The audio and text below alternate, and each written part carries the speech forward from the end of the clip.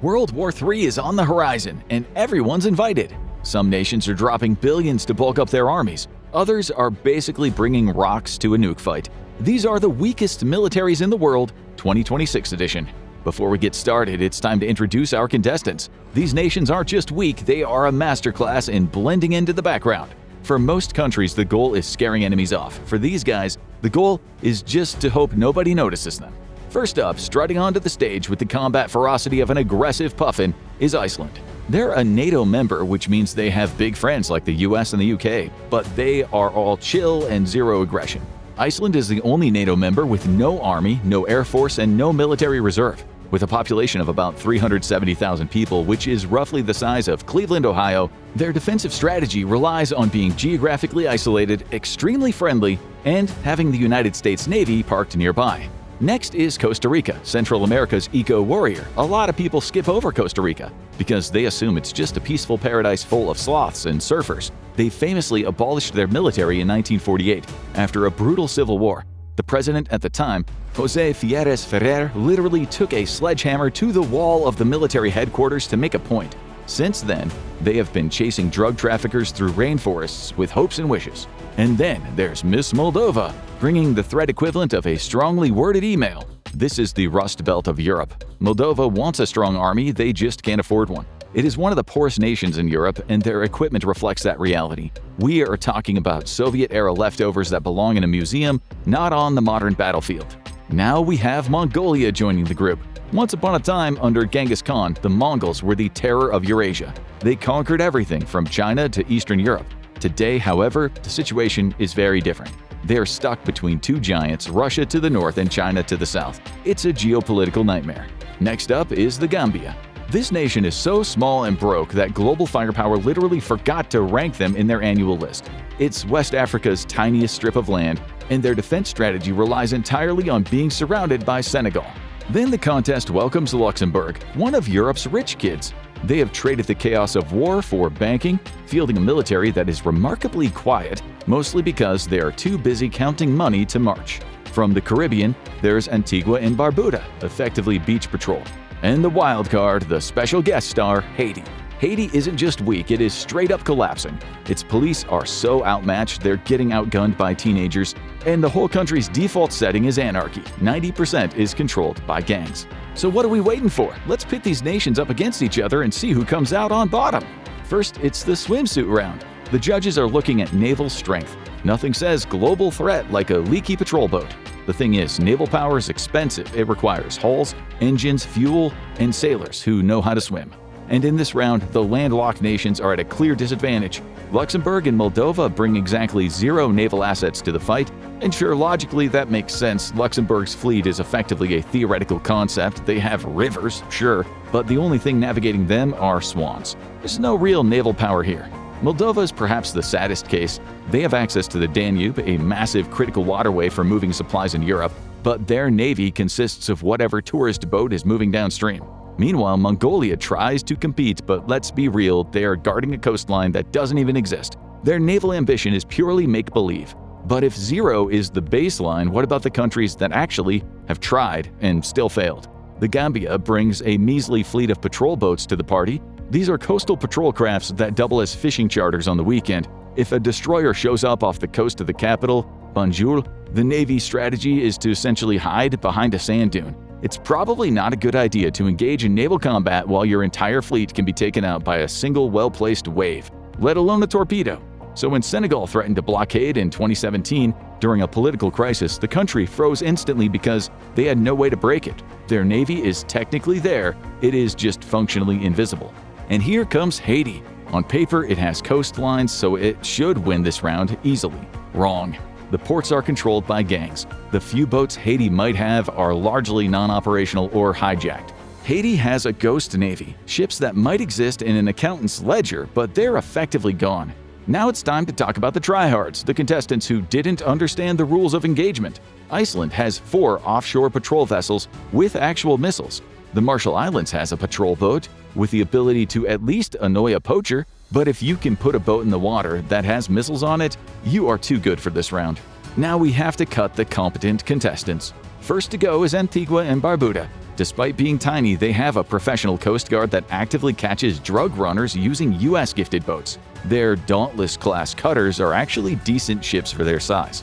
In this contest of failures, being professional gets you disqualified. They're actually doing their job, so they don't belong in the disaster column.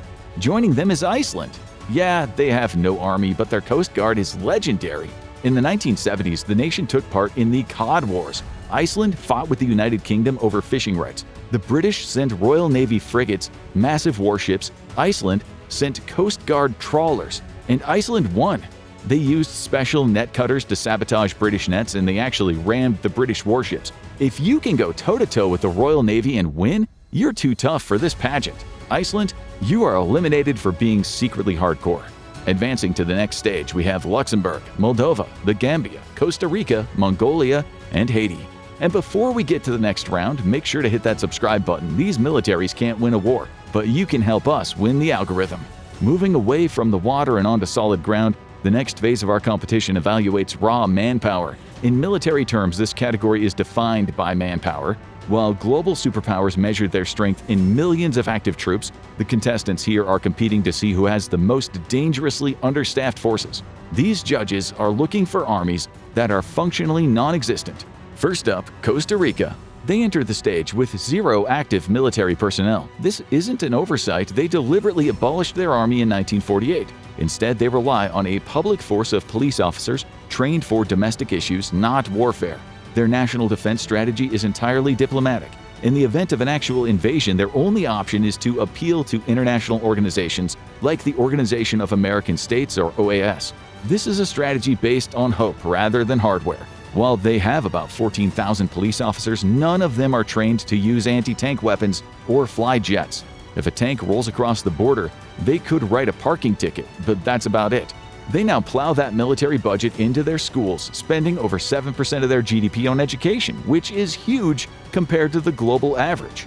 And then there is the Gambia, fielding a force of just 2,500 troops for a nation of 2.6 million people, and that ratio is critically low.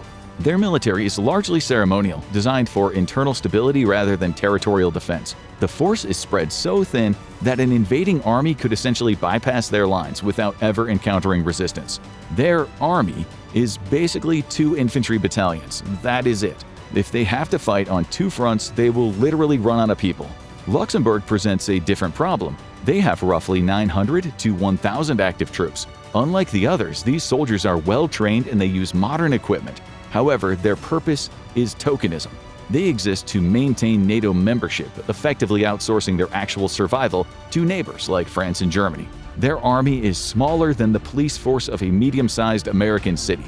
They contribute 1 solitary transport plane to the European fleet. It's a contribution, sure, but in a standalone fight, Luxembourg lasts about 45 minutes. Moldova and Mongolia rely on the illusion of numbers. Moldova has roughly 6,000 troops, but they're operating with Soviet-era equipment from the 1980s, and they possess no modern battle tanks. They're a defensive force in name only. They have practically 0 air transport, meaning those 6,000 troops are sitting ducks for any modern drone. Meanwhile, Mongolia boasts 35,000 troops, which seems large, but they are geographically trapped. In the context of being sandwiched between the Russian Federation and the People's Republic of China, their military might means nothing. They rely on 1970s technology that would not last 24 hours in a modern conflict. Their manpower is impressive for a parade, but tragic for a war. And then we have the tragic reality of Haiti. The state is attempting to field about 2,000 personnel in the revitalized armed forces, but they are outnumbered on their own soil. Intelligence estimates indicate that over 10,000 gang members control the capital, often possessing superior weaponry and drone capabilities compared to the state security forces.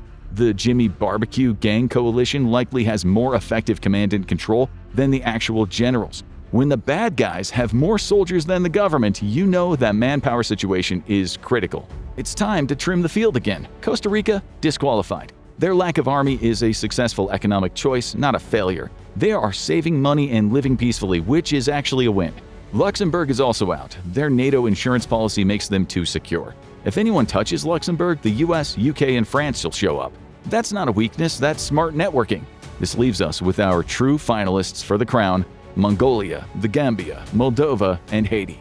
With the manpower assessed, we'll turn our attention to the financial realities that keep or fail to keep these militaries afloat. In the military world, the evening gown competition is represented by the defense budget. This is the moment where the judges look past the camouflage and the parades to see if a nation can actually pay its bills. It's the part of the pageant where we separate the serious players from the countries that are basically paying for their national security with loose change. To put the stakes in context, the cost of a single modern F-35 fighter jet sits somewhere between $80 million and $100 million. That is just for the plane. It doesn't even include the pilot or the fuel. So the question is, can these contestants afford to buy even one single jet? Moldova has a budget of roughly $120 million. Now, you might look at that number and think, that's a lot of money. And sure, for most people, it is. But in the world of national defense, this is practically nothing, and it represents only about 0.5% of their GDP, which is one of the lowest rates in all of Europe. A massive chunk of this money isn't being spent on new guns or drones, it's being spent on life support for ancient equipment. Moldova is trying to maintain Soviet-era transporters and armored vehicles that are over 40 years old. Mongolia has a budget of around $147 million. Again, compared to their neighbor, China, who spends over $240 billion, this is pocket change. But the tragedy here is logistical. Mongolia is a massive country with a tiny population and an extreme climate. What most people don't realize is that a huge percentage of the Mongolian military budget evaporates into heating bills. When their winter hits negative 40 degrees Celsius, the army isn't worrying about buying new missiles, they're worrying about freezing to death. They spend millions just keeping the barracks warm. That is $147 million that has to cover salaries, fuel, and heating for a country roughly the size of Western Europe. It is a logistical nightmare. They are effectively paying just to exist. Haiti is next. The official defense budget is tough to pin down because the government is in shambles. But estimates put security spending at around $64 million. Not a lot in the grand scheme of military budgets. The gangs in Port-au-Prince often generate more revenue through kidnapping ransoms and road tolls than the government spends on police. But the crazy part is that Haiti owns 0 fighter jets and 0 tanks. Due to the humanitarian crisis and strict arms embargoes, they can't even buy weapons on the open market easily. The budget is a black hole. It's being eaten by corruption, inflation, and the sheer chaos of a collapsed administration. The money exists on paper, but on the street, the police are often buying their own bullets. The Gambia glides in with a budget of about $20 million. It's hard to grasp, but that is the cost of 1/4 of a single modern fighter jet. The Gambia isn't just on a budget, they are on a financial fast. This $20 million has to cover everything from uniforms to food for the mess hall and fuel for their few pickup trucks. For $20 million, you can't even buy a decent modern radar system to watch your own airspace. The entire Air Force consists of whatever birds happen to be flying overhead that day. The Gambia is operating on a budget that suggests they simply do not believe war is real. It's a bold strategy. Let's see if it pays off. Now we have to make a cut based on these financial figures. Mongolia and Moldova, I'm sorry, but you spend too much. $120 million and $147 million? In this economy? You're trying too hard. You've got tanks, even if they are old. You have jets, even if they don't fly often. You have structures and hierarchies. You're eliminated for being too rich and too organized. The contest is down to the last two. The chaotic collapse of Haiti versus the Zen poverty of the Gambia. And before crowning the winner of the 2026 Military Disaster Pageant, it's time for a deep dive to see who truly deserves the title. In Haiti, the vibe is The Purge real-life edition. The gear is hand-me-down rifles and whatever the gangs haven't stolen. The weakness is total state failure. The equipment is gone because they can't maintain it. The soldiers are overwhelmed because they can't win. But here is why Haiti doesn't win the title. The country is disqualified because it is currently in a war. The Haitian police and the remnants of the army are fighting battles every single day. They are experienced. They are battle-hardened. A soldier in Port-au-Prince has seen more combat in the last week than a soldier in the Gambia sees in a lifetime. Even a chaotic war zone is more military than a sleepy existence. That takes grit. She's disqualified for being a war zone rather than a true weakling. So that brings us to our winner. The undisputed champion of military under ambition and somehow still proud of it. The nation that forgot to show up. The Gambia. The vibe is out of office. The gear consists of pickup trucks and sunglasses. No tanks, no fighter jets. The weakness is that they have outsourced their survival. The defense strategy is basically, hope Senegal is nice today. The Gambia's weakness is its strength. They are so military irrelevant that attacking them feels like a waste of gas. This is the ultimate budget defense. You can't conquer a country that costs less than a yacht to run. The return on investment for an invader would be terrible. They have no tanks to threaten anyone, they have no navy to block anyone, they have no air force to bomb anyone. By spending only $20 million, having effectively zero naval projection, and fielding a tiny force of 2,500 people, the Gambia has achieved the perfect score in this contest. Congratulations, they have proved that in a world of tanks and drones, sometimes the best strategic move is to simply be too small to notice. These countries remind us that there is still a place for relying on peace rather than power. Some countries have almost no military power, but in a global conflict, the safest places aren't always the strongest. Watch World War III is coming, but these 10 countries stay safe. To see who survives the next big war, or click on this video instead.